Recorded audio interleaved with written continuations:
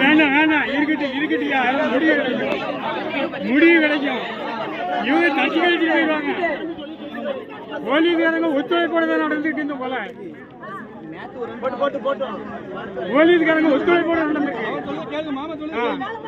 பேசி கொடுத்து இத்தனை நாள் என்ன வேங்க பேசு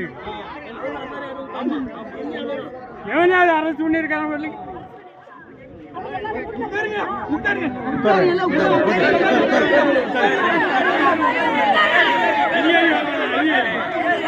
நேரத்துக்கு வராங்க அதிகாரியை